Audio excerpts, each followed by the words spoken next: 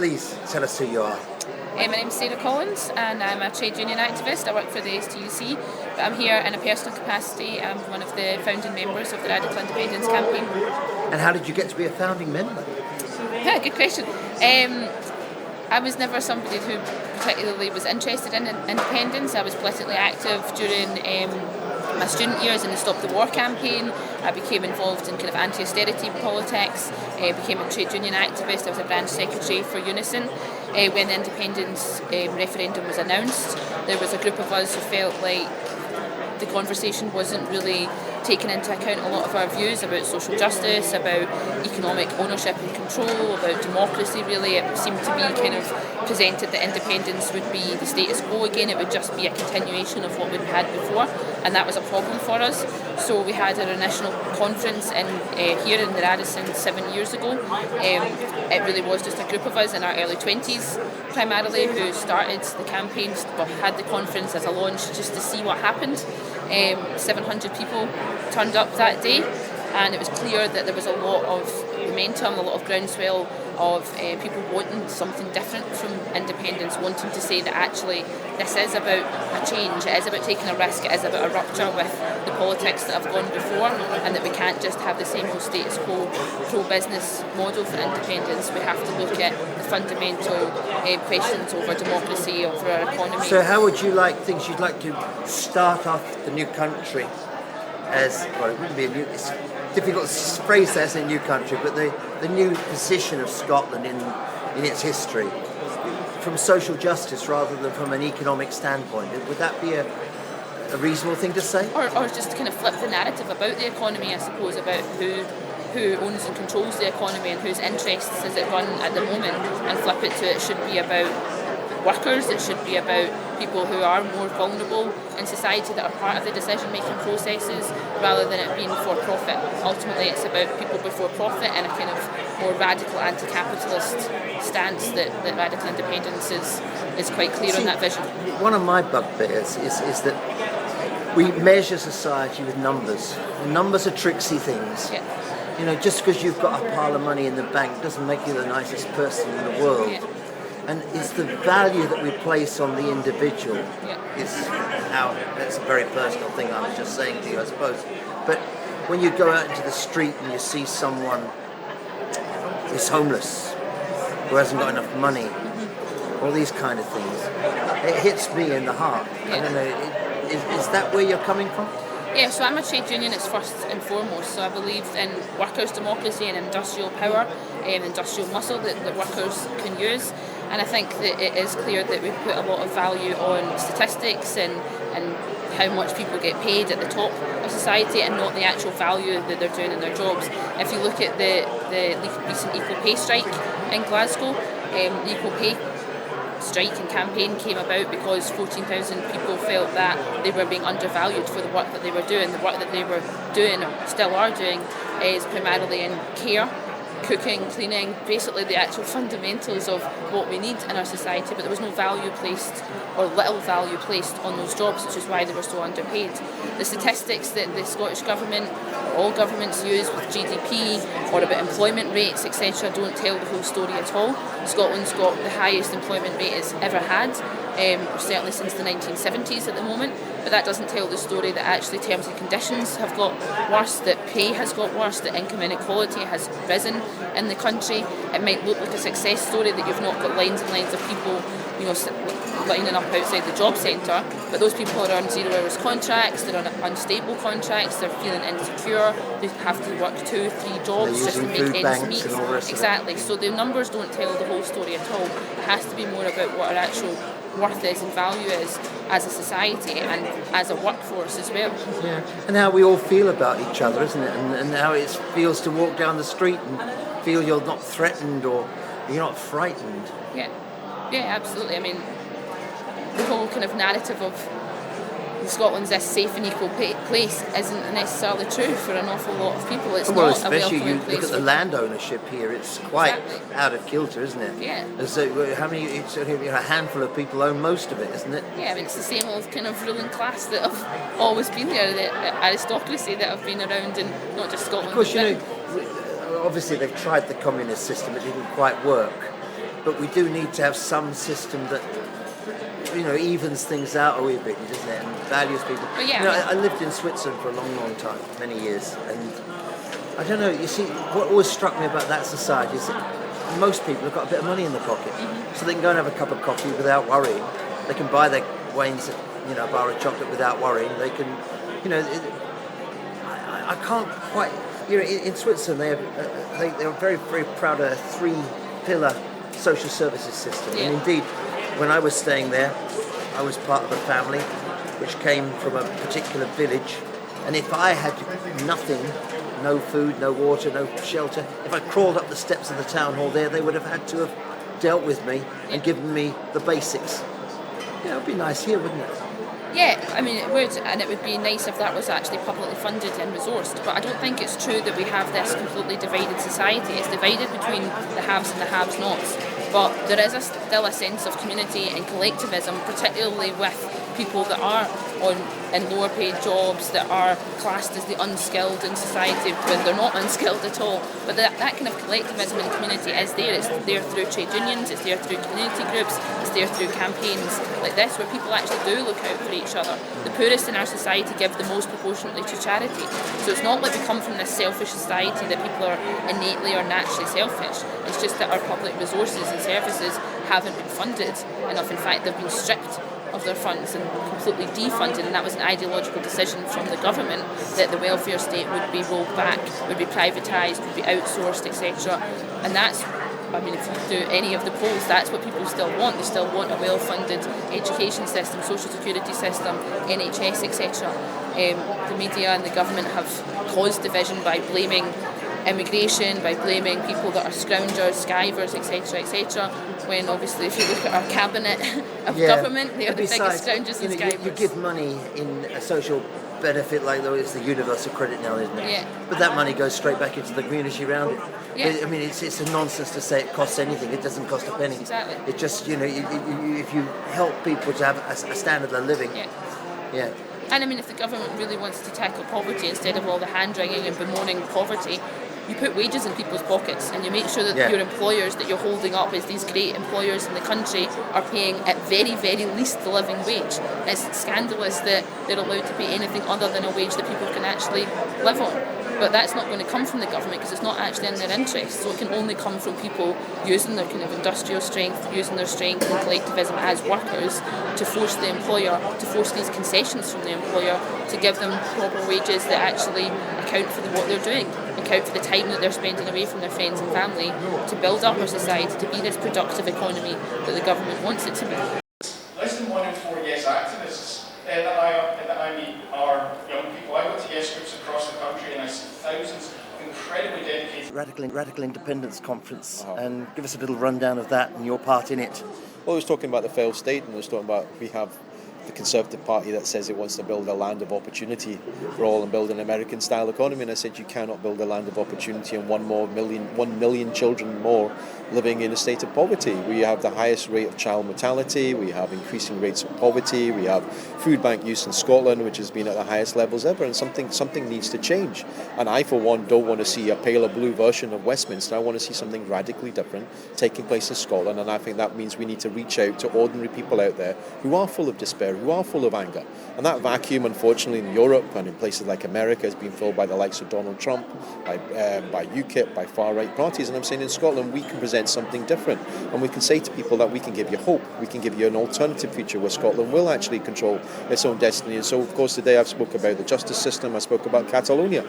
We're in a position at this point in time where 9 out of 11 Catalan presidents over the last 100 years were either jailed, exiled or executed. And the question is, well, do we change the course of history? And if we talk about independence of Scotland, then we can't divide that from independence for Catalonia. There has to be solidarity, but it means more than just words. It means more than just wearing, the yellow badges, but actually delivering solidarity, practical support for Catalans. And of course in Scotland we have our own political exile. We have Clara Ponsatí, the ex-education minister, who we're now preparing for a warrant, an international warrant for her extradition to Spain. And we've seen the orgy of violence that was unleashed by the Spanish police over the last 2 weeks, where 600 people were injured, 4 people lost their eyes, something like 40 people are incarcerated at the moment. And there's no point and exhuming the remains of General Franco if the Spanish state still dances to his tune. But I think we also need a wake-up call in Scotland, because it's not the case of our justice system is somehow, fantastic and radically different. Actually, no, it's not, because people are dying at the hands of the police, people are dying, in prison custody, people are committing suicide, and there seems to be no accountability, no transparency of the system, and I think that needs to be happening here and now, as well as considering that if we get independence, what changes. Yeah. And after your speech this morning, Robin came on from the Common Wheel.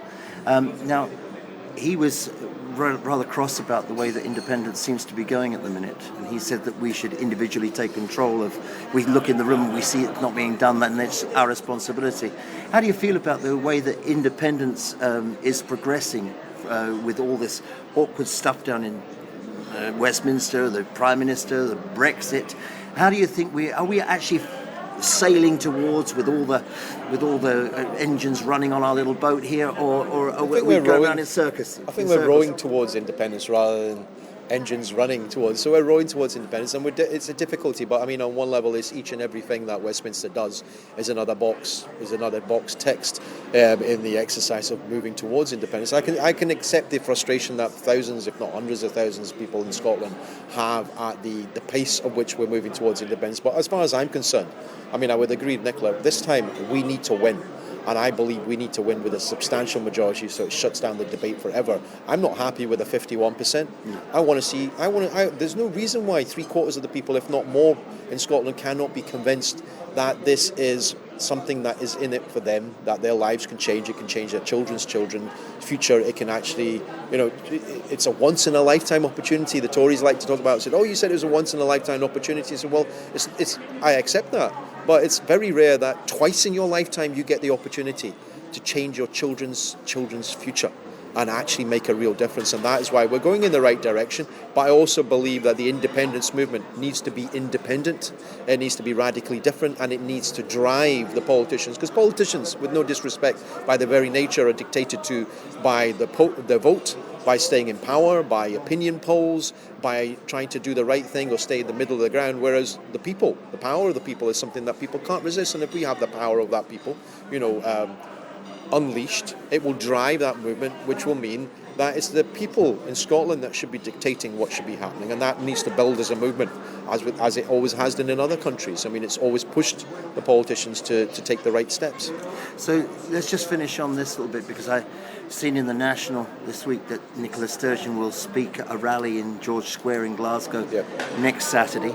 I presume that's because there's going to be an announcement that she's going to ask for a Section 30 or something. What do you think about that? Well, I'm glad she's speaking at the rally next Saturday, but I'm also conscious, I have to say, that I was at the Freedom Square, as we called it, rallies in a run-up to the last referendum. Rallies are all good. They revitalise, they re-energise and they recharge, and people have been asking why are they not speaking at rallies, and it's a good thing the First Minister has taken the step of calling a rally and people turn up to George Square. But I'm also very conscious of the fact that rallies don't win independence. Marches don't win independence. The point is we should be talking and knocking doors. If you galvanise the 10, 20,000, the 100,000, the 200,000 people who have marched in various demonstrations, every single one of them, a practical action at the end of it. So very well we march under one banner. What I'm saying is, what happens at the end of it? People go home, they wrap up their flags. The point is, we should be mobilising that movement to be going from door to door to talk to people and convince them. Because my experience was that every time we knocked a door, we took at least 5 minutes of talking to someone. If they were in the middle of the road, they were normally convinced, because they said nobody else had bothered to come and spoke to them. And if we want to win, and we really want to build that movement towards independence rather than navel gazing, then we need to sort of get people out of the squares and of the marches, knocking on doors, knocking on every neighbour's door, knocking on the communities and their workplaces, and building that, because that's the only way that we're going to become an independent nation. And if we want to not be tied to England or to Westminster for the rest of of our history, then it's going to come about by ordinary people becoming involved. Because this is not a game just for politicians. This is not about the men in suits. It's not about them. This is about ordinary people and what difference we can make to their lives. Thank you, Amber, for all that. It was very kind of you. Thank you. Starting with Greta Thunberg, who for some reason terrifies certain men. And what I say it's time for those men to get the hell out of the way. Well, that Swedish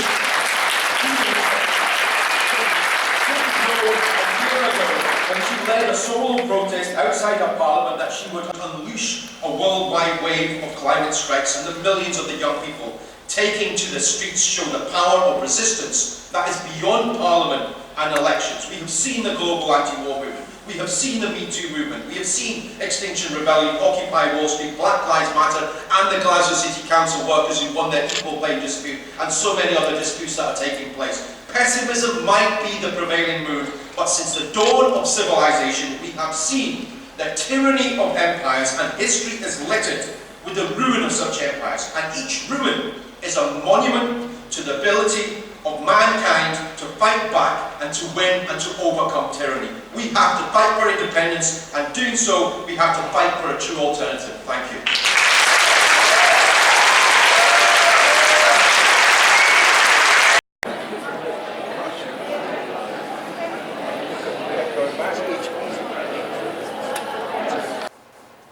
They have realized that if they accept this, they'll have to live in an autocracy for the rest of their lives.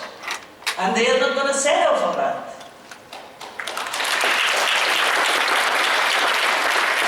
So, I'm an optimist, and I'm more optimist than ever for seeing all these young people, because their anger is our hope.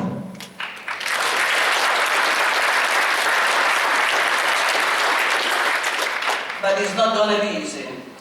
It's not going to be easy. It's going to be a long struggle. People are on the streets. They're going to be on the streets for weeks, for months, who knows how long. But we must persist, and we shall overcome.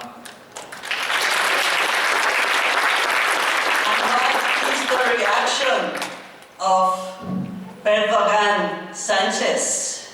What is the reaction? Just violence, more arbitrary arrests. They arrested 7 people on invented charges. They took them to Madrid. They are being hijacked in isolation cells in a prison in Madrid. They cannot communicate with their families. Their rights are being ignored.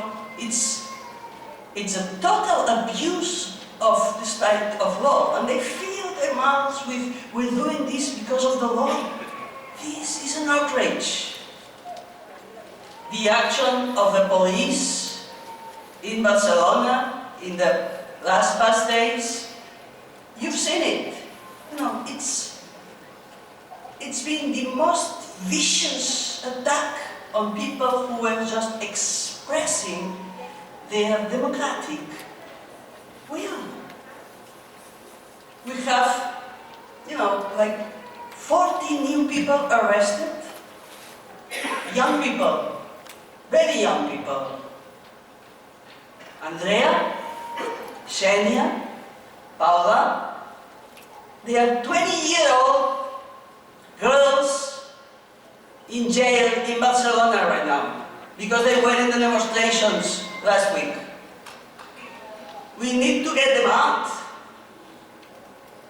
This is unacceptable in democratic Europe, for God's sake.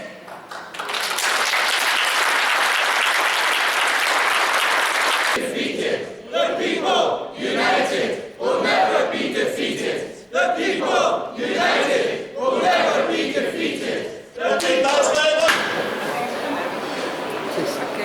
This is Clara Ponsati. She is fighting on behalf of Catalonia, and I'm going to let her speak to let you know what's going on with Catalonia at the moment. And she gave a really good speech earlier on at the Radical Independence Conference, which we're here at the Blue Radisson Hotel in Glasgow.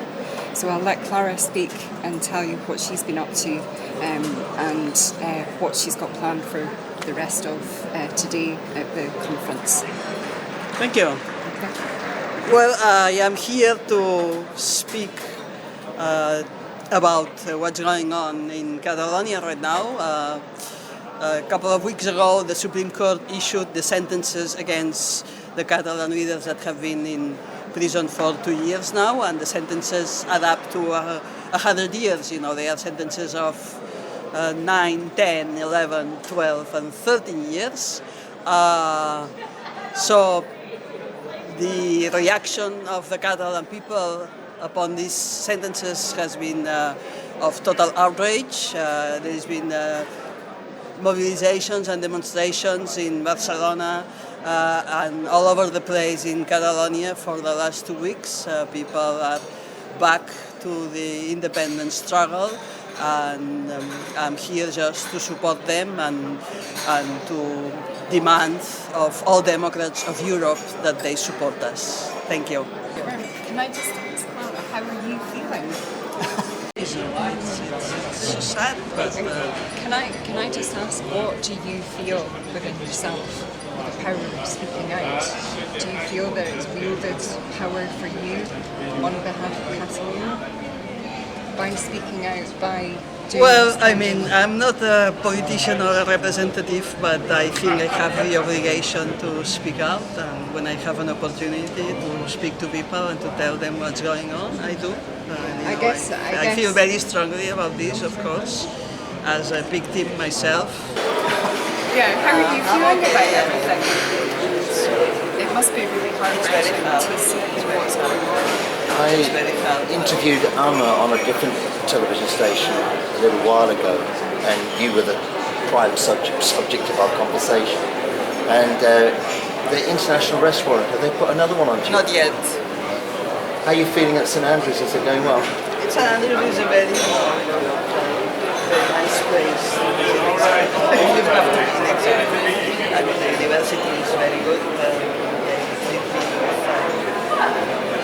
I noticed they have a page on Facebook for you, the students, don't they? Do you think that's cool or what? Especially now, because you see all this movement and all these people on the streets, and I wish I could be there. I mean, it's been horrific, some of the violence too, hasn't it? It's just vicious. It's hard to understand how Spain could call itself a democracy for the last 4 decades, and just the more recent arrest of young people. I mean, the images we've seen, how they took them from the streets, pulling them by the hair, hitting them. They are, it was vicious, really. And, the fact that they are being held on preventive prison, it's just, it's... But the Spanish state's a bit like the United Kingdom it's- state, isn't yeah. it? Because it knows, well, It's Amma says all the dark deep, arts. The deep and now not so deep state. It's just, back to Francoism. It's so sad. What about Carlos Puigdemont? How's he doing? Have you got contact with him? Yes, I am in touch with him. He's already been... his new order of arrest is already out. He's already under, his case is already open in Belgium under the Brussels justice. His case will be seen by this court and the European Court of Justice, because he's an elected MEP. And Spain has been blocking him from taking his seat at the European Parliament, and there is a very important discussion about whether he can take his seat as an MEP, which that's another unacceptable thing, that the European Parliament is just, accepting that Spain blocks things. They should not accept it. They are elected MEPs, and every day that goes on without them sitting in their seats is a day that more than 2 million people are not represented.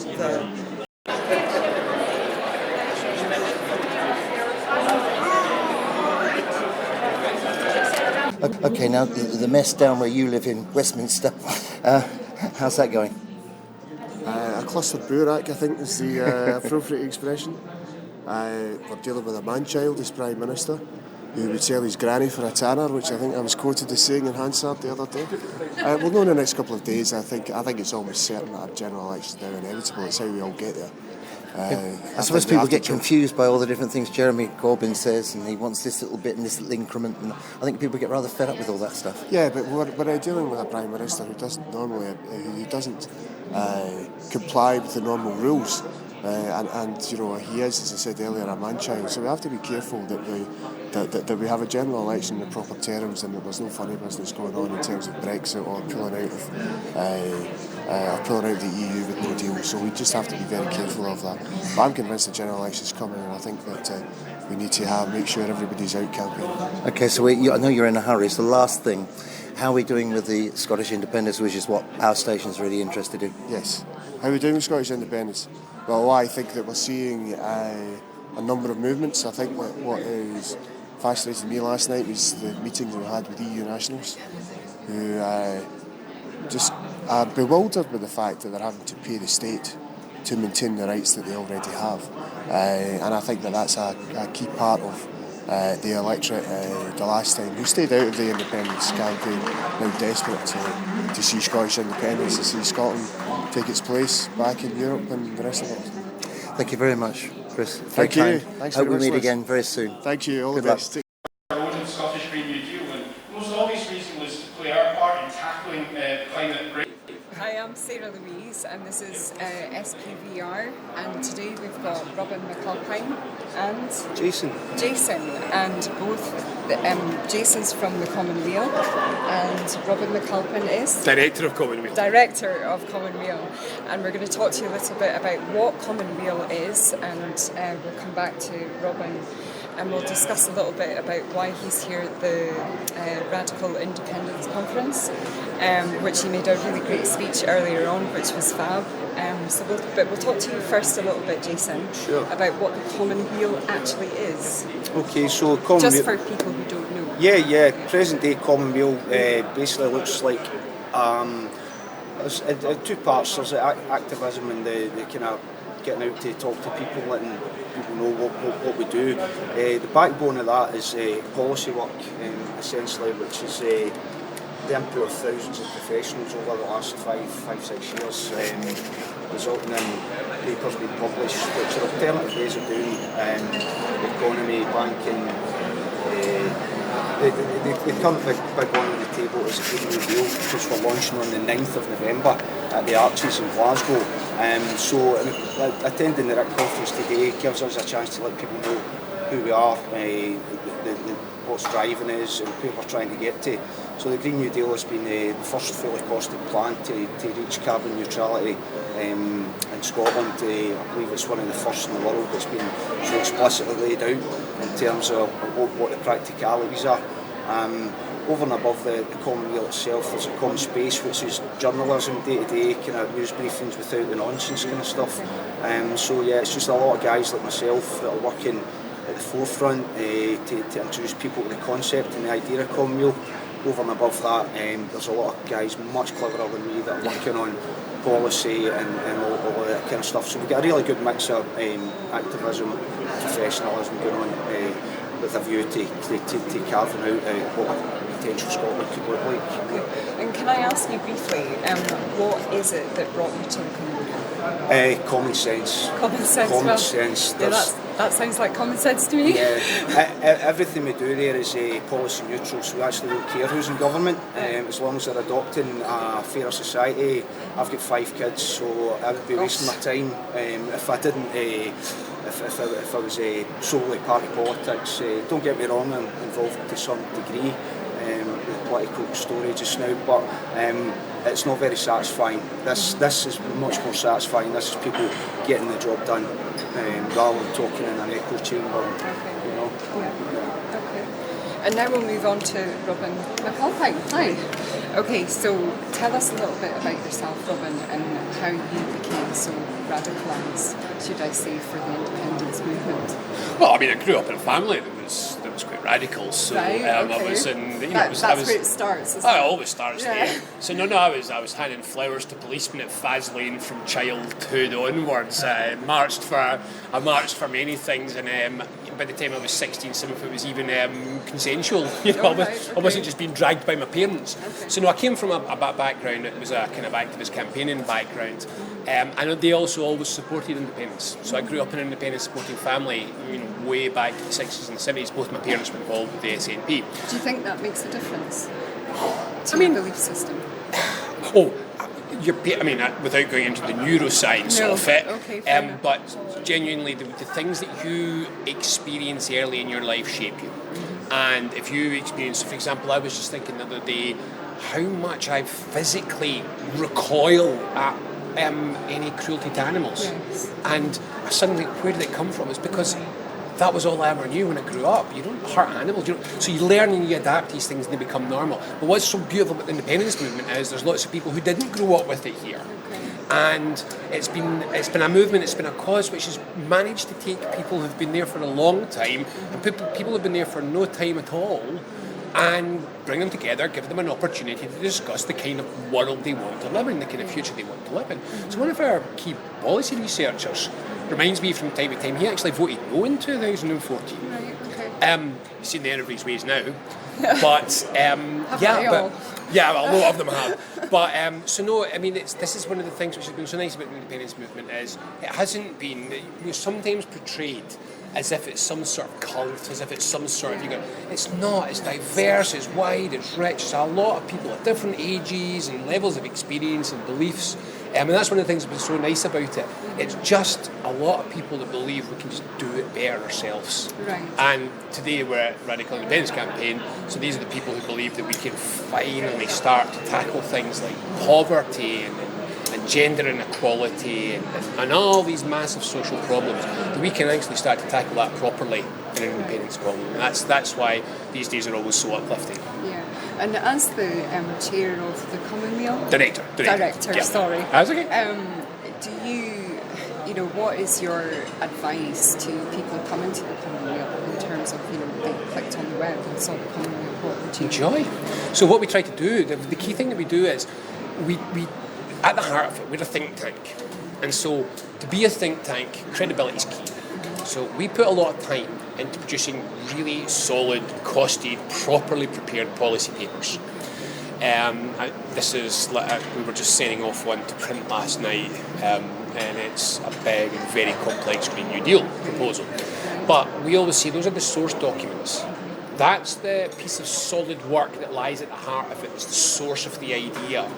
But we do lots of things with it. So we always try to make these into short, snappy videos that people can watch and understand the idea, briefing papers, we do events, we do talks. So the main thing that we're trying to say here is we want to bridge the divide between, sometimes on the left we're quite good at saying what I want is, rather than how I will get it is. Yeah. So we being try... proactive. Yeah, specifically, so for example, I keep saying this, if you want to change law, you must know what law you want to change. There is no point in saying, I wish there was a law that was nicer. You've got to say, I want this law here to change in this way. So we do the substance, the work behind it, to make sure that it's solid proposals, they're definitely workable, they can be... But we're trying to bridge that, because, let's be honest, who likes a spreadsheet? My head of policy, but there's a few. Who really likes a spreadsheet? I mean, I've just been sitting through this edit work, and if I have to go through the difference between a gigawatt of installed capacity versus a terawatt hour of deployed energy. Yes, I know, that's been my life for a number of months now. But people just want to know that we can have a solid electricity system that's affordable for everybody, that doesn't do environmental harm, and that keeps the lights on. So this is what we try to do. We try to say, you believe in this stuff and you want to believe in this stuff. You don't have to memorise the spreadsheet, but trust that the work is done, that the background is there, and now you can go and campaign for these things. And do you think the Commonweal will make a difference? Particularly to the independence movement? Well, I mean, so the Commonweal was created because of the independence movement. In 2013, so I ran for another think tank before that, and in 2013 there was just a sense that the independence movement was somewhat lost for inspiration, and people forget this now, but in the first half of the Scottish independence campaign that ran up to 2014, the first year and a half, it was all spreadsheets. I mean, it was literally the no side and the yes side arguing over whether everyone would be £500 better off or £500 worse off. That's 2013, Commonweal created because we need a vision for Scottish independence. And yes, I know some people say it's just a democratic imperative, it's the right to choose. Sure, it's got to be more than that. Sure, it's got to be a vision of a better place. That's how we were created. We've never stopped. We've never stopped. We are constantly saying, this is the Scotland we have, this is the Scotland we could be. Independence is the first thing we need. It's not the last thing we need. And then we need to do a lot more after that. So I hope people still like our ideas. I hope it's still having an influence. And I hope to God we can get it together and get this campaign won because Scotland needs it.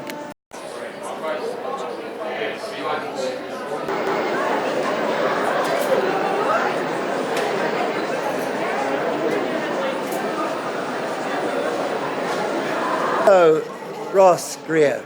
Nice to see you. Tell me what we're here for today, please. This is the Radical Independence campaign's opportunity to get together and to reconsider how do we actually take this movement forward. I was here at the first Radical Independence conference quite a few years ago now, before the first referendum, and we're in a totally different place now. Scotland has changed, the UK has changed. We are facing the prospect of another referendum sometime relatively soon. This is an opportunity for those of us who believe in a radical, progressive, left-wing case for independence to consider how do we take that case forward in the face of a prospectus, a growth commission from the SNP that looks increasingly like the failed economics of the UK that we're trying to leave. I see, and I know that your views as a Green Party member do differ quite considerably from the SNP. I mean, what do you think the most radical difference seems with a radical conference? What would the pinnacle of that be? Well, the SNP's Growth Commission is about fundamentally sticking with the underlying failure of UK economics, sticking with neoliberalism, limiting public spending. The Greens believe in a Scottish Green New Deal. We want to transform Scotland's economy, to play our part in tackling the climate crisis, and to give us the kind of economy, the kind of society that we deserve in this country. That means investment in our public services, rebuilding the state in Scotland so that we can in turn create that new economy, so that we can create these new industries. We need not just a national investment bank, we need regional investment banks. We need fair free public transport across the country on a radically improved system of public transport. We need to create hundreds of thousands of new jobs in the economy of the future in clean energy. The SNP are unfortunately committed to North Sea oil and gas past 2050. That's totally incompatible with the idea of tackling the climate crisis before the tipping point in 2030. The Greens recognise that the oil and gas industry needs to end, but the industry we can replace it with has far more jobs, far better quality jobs, and lasting jobs. So we believe in a just transition for the workers in that economy. Now, that's great for that bit, but seeing as the last time I spoke to you was about Flamingo Land, and that was something of a triumph, wasn't it? Tell us all about the Flamingo Land project, which was the most, what did Prince Charles say, a hideous carbuncle on the face of a good friend? Oh no, you're not old enough to remember that, surely, Ross. No. But it was when he was talking about the National Gallery, they got to add a piece to that, and he didn't like the architecture. But this awful, well, maybe I should, no, it was simply awful, the idea that they wanted to put this Disney theme parky kind of thing for 35 pence up on Loch Lomond. Go on, tell us a little bit about that, because that would be a nice feature. Our community campaign to save Loch Lomond has been a triumph so far. Flamingo Land, or a Yorkshire-based theme park, came in with plans. They wanted to build this massive resort on the banks of Loch Lomond at Ballot. A Yorkshire-based theme park developer, they had plans to create this massive resort on the shores of Loch Lomond on what's largely publicly owned land. It's owned by Scottish Enterprise, an agency of the government. It's owned on the public's behalf. What Flamingo Land wanted to do was environmentally destructive. The community desperately didn't want it. It wasn't going to help the local economy. In fact, it was going to endanger jobs in many of the small businesses who thrive around Loch Lomond. But our community campaign mobilised not just people in Ballot, but across the country, across Scotland and the UK. We lodged almost 60,000 objections, which sets a record for a Scottish planning application. We got West Dunbartonshire Council to unanimously oppose them. And in the end, the National Park themselves, their own planning officers recommended rejection. So we managed to win. Flamingo Land withdrew their application, and we're not expecting them to come back anytime soon. But we do know they'll come back eventually, and we'll be ready to see them off again. Well, we need a big cheer at the end of that. So thank you very much, Ross. That's very kind of you. Very kind indeed. I'm Ramsey. My day job, I work at a website called Open Democracy, and I'm here as a citizen of Scotland, keen to support the Radical Independence campaign. And you were speaking this morning. What did you say? I was talking about the role of corporate and oligarch money in politics, and how, as those of us who support independence, need to be very vigilant against the kind of dark forces of the rich and powerful trying to shape what independence will mean and make sure that independence is for us and not for them. I understand. Yeah. And how long have you been involved in all of this? I have been, I suppose, a supporter of independence for most of my life and was very involved during the 2014 referendum, and I've been working at Open Democracy since 2013. So I've been around a while now. And how did Open Democracy come about? Open Democracy was founded in sort of 2000, 2001 by a man called Anthony Barnett, who had before that run a campaign called Charter 88, which was the campaign for kind of deep democratic change in Britain. And it's a global website. It was kind of founded alongside the anti-globalization movement as a space for a kind of global forum to talk about how we're going to build the future of the world. And we're still here nearly 20 years later. Gosh. And now, how do you feel that the thrust towards an independent Scotland is going?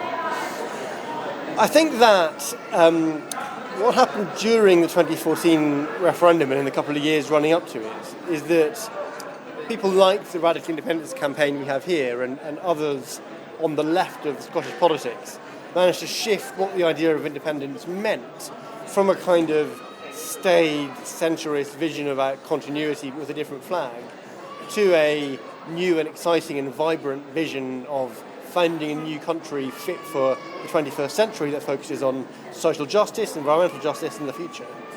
And I think what's happened slightly in the last sort of 5 years since that referendum is that we've slightly slipped back to that more kind of establishment vision of independence with things like the Growth Commission, which we were talking about in my session this morning. And so that's why I'm really excited to see the Radical Independence campaign getting back together and bringing that energy back into the movement. And I think that if there is another referendum, we'll see the same process where, we see a much more exciting, people get much more involved in thinking about what kind of future country they want, rather than just sort of replicating the worst of Britain in a smaller form.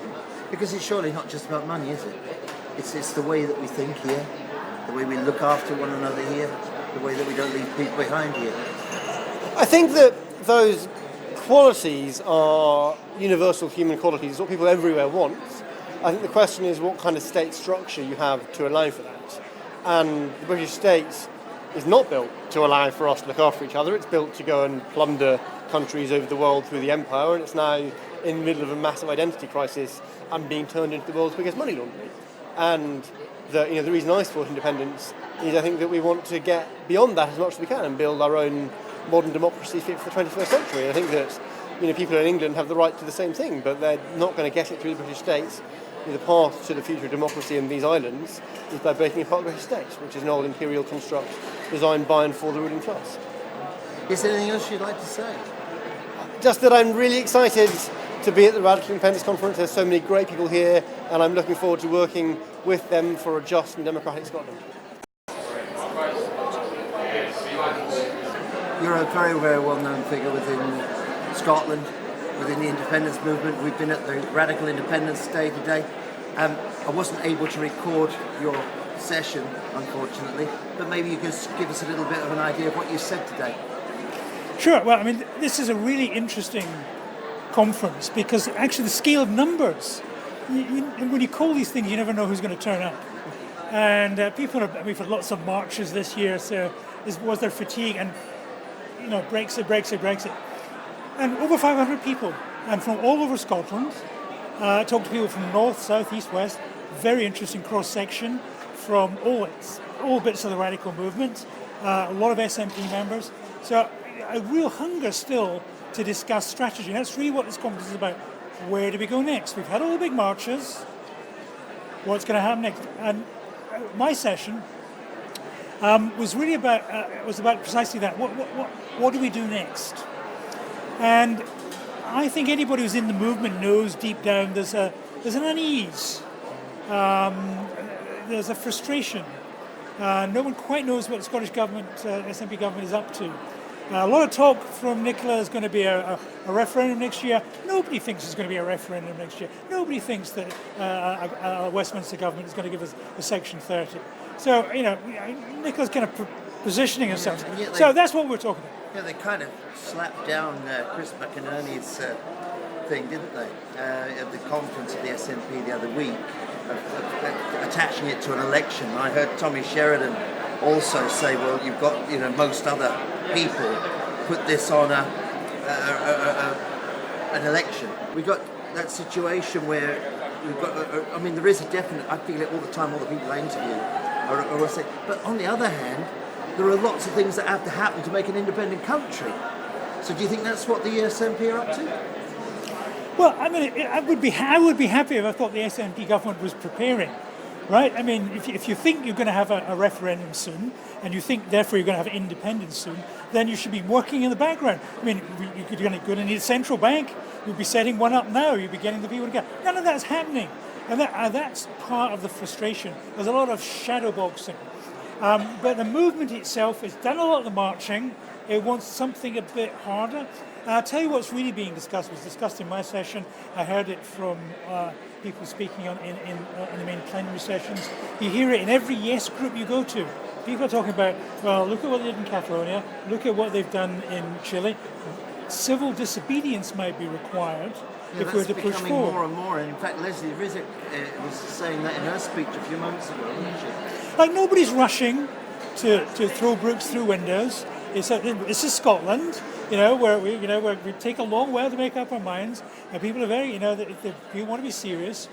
But at some point, if people want a referendum here, if they want to decide their own future, and somebody Firth of Scotland says you can't have it, then people are going to get very angry here. And we've looked at the kids have come out of school, and they've sat down the street to stop climate change. If the kids can do it, instantly from nowhere, then maybe, perhaps, if we're pushed to it, the movement here for independence in Scotland will have to do that. Don't want to do that. It's not something everyone's rushing to. But what we're saying here, we want to vote on our future. If Westminster won't let us vote on the future, then we'll do something about it. Well, my name is Natalia Urban. I'm a Brazilian immigrant here in Scotland, and I co-founded the Resist Brazil Scotland. We are a group of Brazilian women that is fighting to raise awareness over the situation in Brazil, especially after Bolsonaro's election. As many of people know nowadays, Brazil is being governed by a fascist, and our civil liberties, our democracy, our people, it's all being destroyed by his lunatic pause of bandits. It's the kindest word I can use to talk about them. And today here I spoke of how the UK government, the Tories to be more precise, are helping someone like Bolsonaro to stay in power and to profit over the suffering of Brazilian people. And not just the Brazilian people, but they are making all Latin America suffering. They still have a right-wing colonialist agenda in progress there. And I do believe that Scotland should have a saying of that. Scotland has to know what's happening there, needs to stand up for my people there and for my people here as well. And that's why I'm extremely grateful for the opportunities I'm having here in Scotland. The people are so open to listen what I have to say, because unfortunately with the political climate that is in Brazil right now, people are not being able to say what they think about the government. Many are so scared, not just in Brazil, but in Chile, now with a Bolivia situation as well, and all the sanctions that are being imposed to Venezuela. We are living in something that would be similar to the 60th decade, where almost all countries in Latin America were living under a dictatorship that would treat us as second-class citizens, that would treat us as their backyard. And we are not no one's backyard, we are our own people. And that's, I think, I have much in common with the Scottish people, because we are fighting to gain our space and to gain our sovereignty over tyrants. because what we are living now is a tyrannic situation. And it's very similar around the world now, isn't it? We go to the Philippines, and of course your northern neighbour, Mr. Trump, is the I don't know if he. It's right-wing swing from Turkey to Brazil. I mean, is there any way you think that we can counter this? Well, I do believe that international solidarity is extremely important, especially to hold some people accountable. Like the Brazilian judiciary system is extremely corrupt. So we need the international help to make these people pay for what they are doing there. We need the governments to unite and say, we are not gonna give you money, we are not gonna buy from you while you maintain this type of appalling behavior. We are not gonna stand for what you are doing that. And until now, no one had the guts to say that. That's the main issue, I think. Even though there are many world leaders complaining over Bolsonaro's attitudes, no one is actually doing anything to stop him. Maggie Chapman, it's lovely to see you here. Thank you. At the Radical Independence Conference. What's been your role here today? So I've just had a session speaking about democracy and how we can transform our new country, our new Scotland, and make it a genuinely democratic country where everybody's voices can be heard. And that means talking about power and talking about how we hear and amplify the voices of those that often are not heard and not taken seriously at all. We need very different structures and processes, and we need a different culture, a democratic culture that starts right from our young people in their schools and in education system, getting used to doing democracy, getting used to taking decisions that affect their lives in everything that we do, from our workplaces all the way through to our communities. Now, I know you've started a new employment. Is it an employment or a new no, post? it's just a What role. is it? Just a role. A role, yes. So, and is that all that you've just said? Is that tied up in what you're doing now? It is. So I am convener of the Scottish Independence Convention, and SIC has established Voices for Scotland, the campaign organisation that we want to use to reach the voices that aren't heard in any political discussion. Because we believe very, very clearly that by communicating with and listening to people who we know have ideas about Scotland's future, we know have ideas about their role in Scotland's future, then we can build a much stronger community, a much stronger society, and a much stronger country. And that's certainly SIC's aim. And Voices for Scotland is going out there, organising in community, organising at the grassroots to make those voices heard. Thank you very much. It's really lovely to see you Thank you, again. and you. So please. I'm coming out with very, very similar ideas about the way forward. And what I just wanted to do was to kind of highlight, in case we don't realise sometimes, how much we've been able to unthink. Because to be able to move forward to the new Scottish state that we will create, we have to undo and unthink the Britishness within.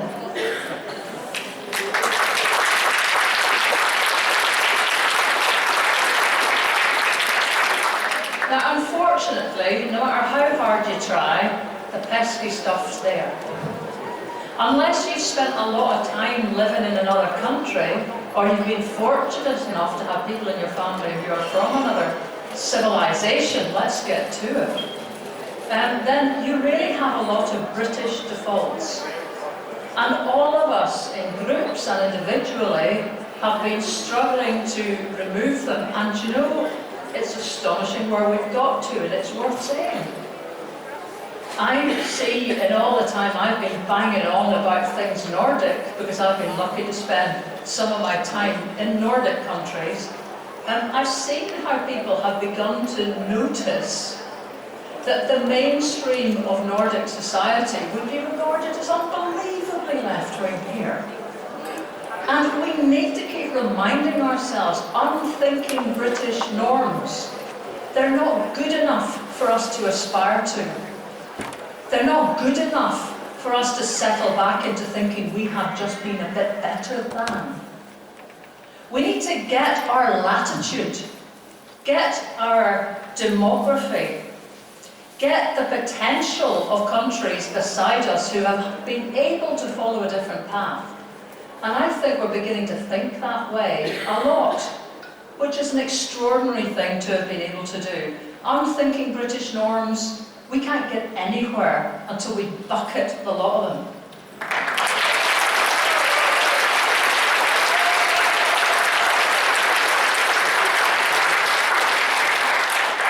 We've also been able to unthink passivity.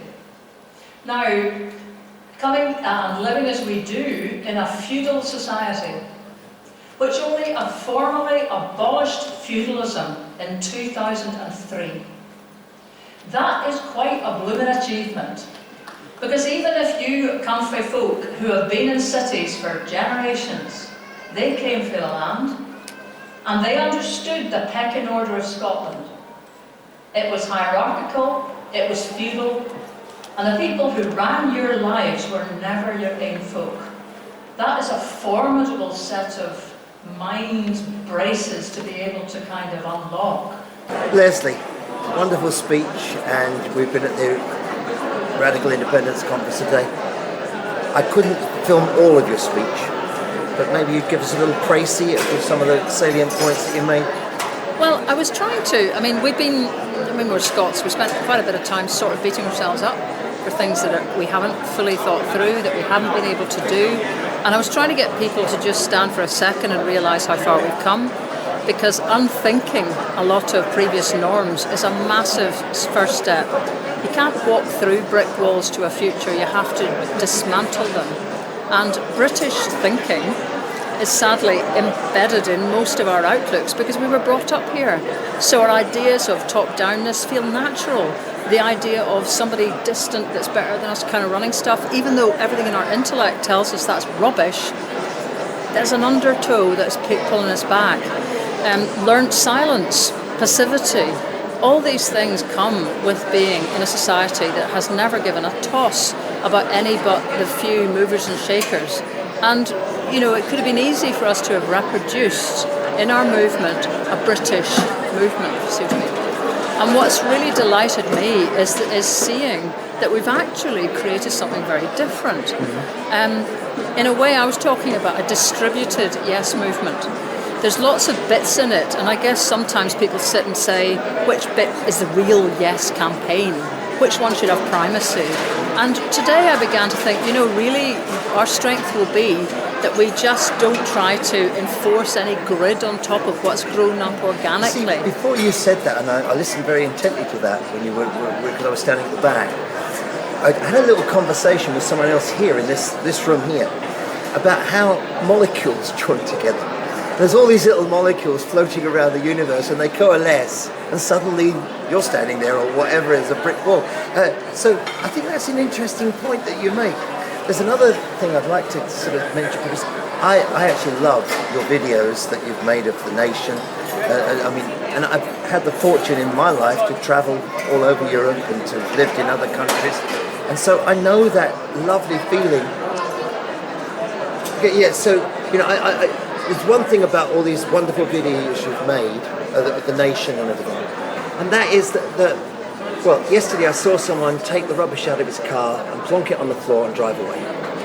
And that mentality, I know it exists in other countries, but when I see those beautiful places in Norway that you filmed, the mentality thing, and that's a bit tied in with what you were saying about can you forget being British or whatever. I think it's more complicated than that, because I think mentalities sit on top of structures. The structures are unnoticeable when they work well, and all you notice are the mentalities. So, you don't mess up stuff in most of the Nordic countries, but that's slightly related to the fact you probably own land there, your family own land, you haven't been forced out of it, you haven't been cleared, you aren't sitting in a precarious situation, your state isn't run by people who don't really give a toss about you, you don't know people who are dying at the moment because of universal benefit sanctions. There's a whole load of reasons why you take care of an environment that has politically taken care of you. So just trying to go for the low-hanging fruit, which I'm afraid is a bit of an SNP tendency, which is to try to collect the attitude and not look at what has allowed it to be possible, is a fool's errand here. That can be what attracts you to get curious. It was with me to see, well, how are these places that are more remote, have got more difficulties, doing better than us? And the answers, though, come to much more basic things that people rarely find as interesting to discuss. So, things and also, like... I mean, I lived in Switzerland a long time. My wains are still there. And the amount of little bits of disposable money in people's pockets.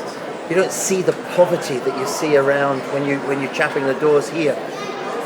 I don't know. Yeah, that's true, but they also have the most devolved local government, yes. The most powerful local government. So, people pick the thing they want to see. What I see in most successful small states is also incredibly local control, which harnesses the energy of people who are otherwise treated like irritants by a centralised government.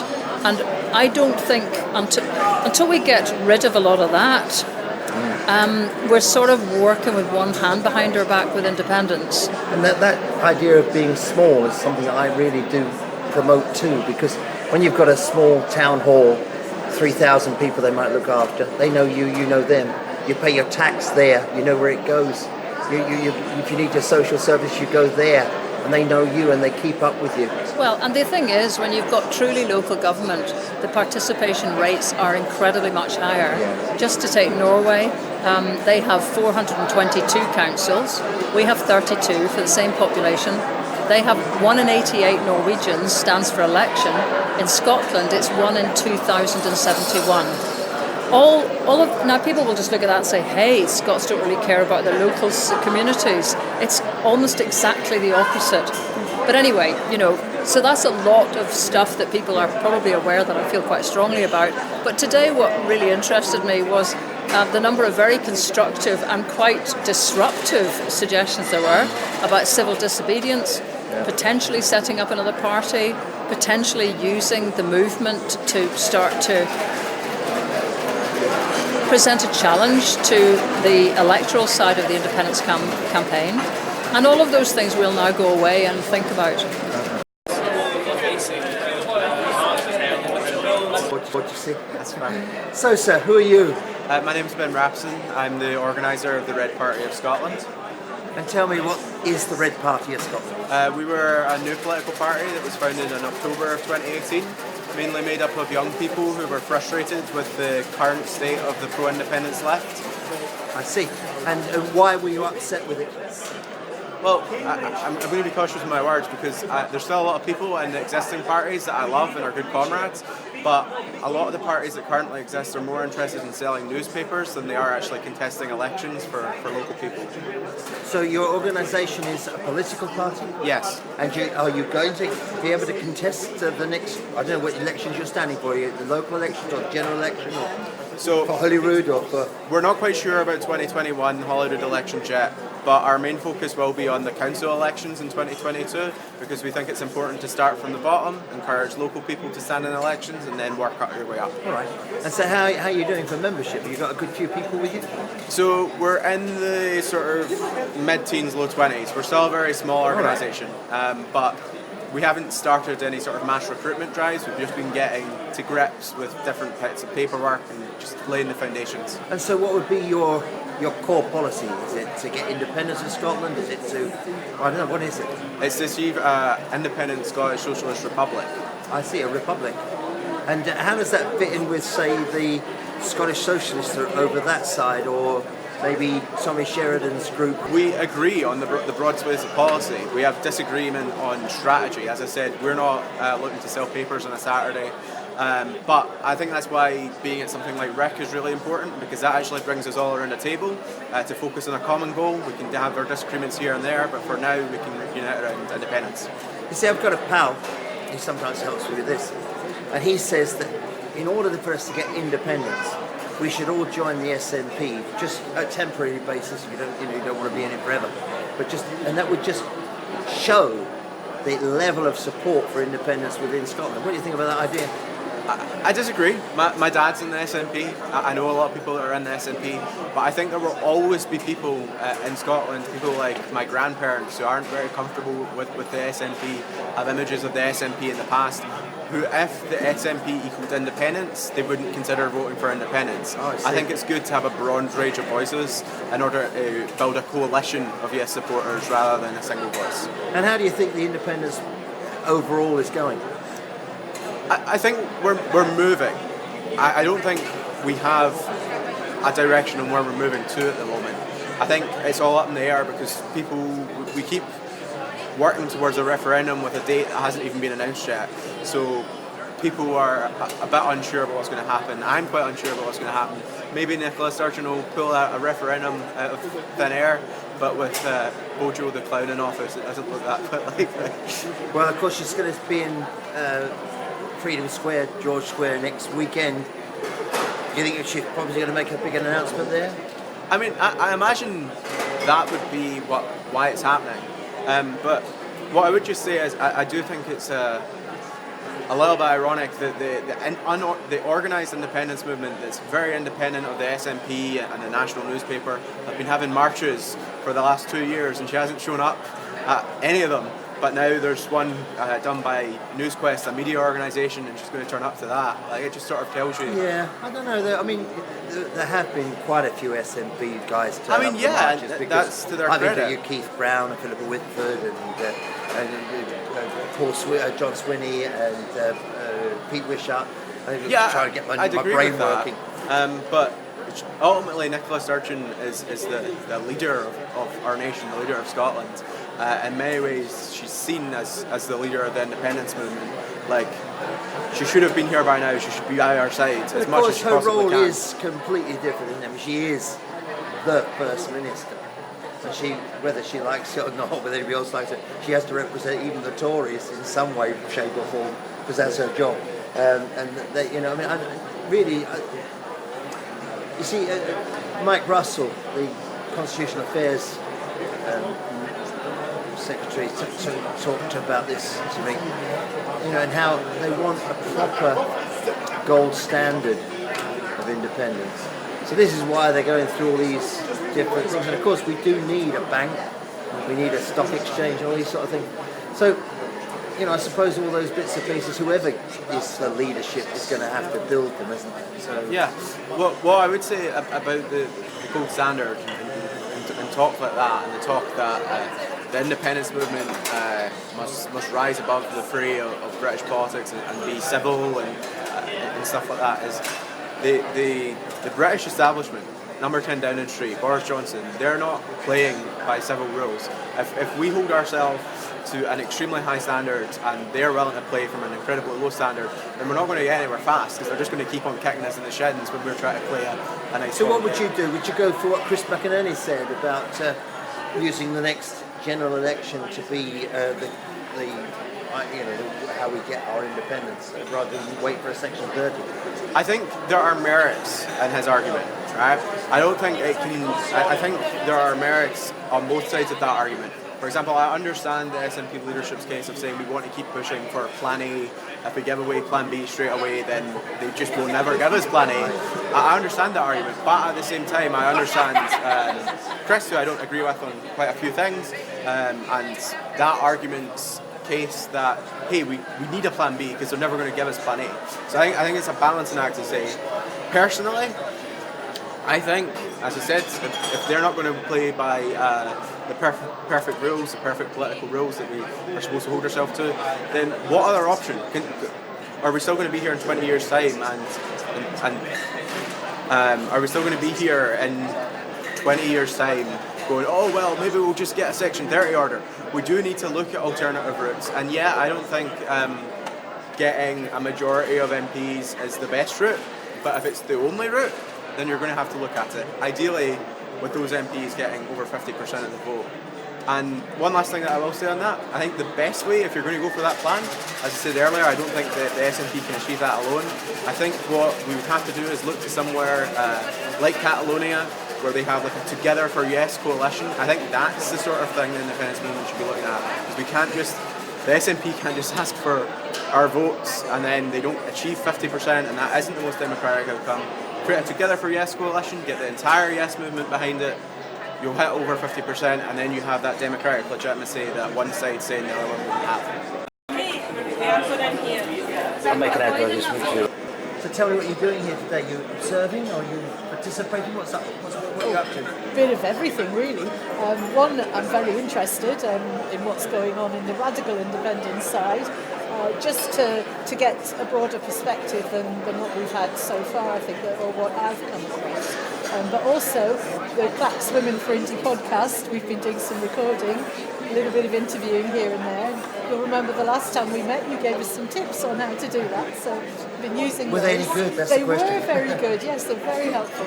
So we've been having just discussions with people what they think, and then I've been just been in one of the sessions, the breakout sessions, which I have to say was quite interesting experience, because I violently disagreed with almost everything one of the speakers said.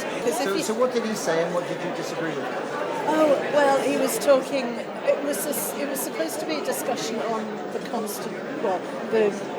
the future democratic processes in Scotland, and I would have thought, I expected a discussion that was much more around a constitution and, of course, citizens' assemblies, which are happening this weekend as well. That could have been, and it was mentioned, it was touched on, but discussion was very much on, here are a whole load of things that we've got to get sorted out. Doesn't like the EU, doesn't want to be part of NATO, doesn't want to be part of this, doesn't think we should be part of that. I'm like, whoa, that's a lot of big meaty ideas that for sure we need to work our way through.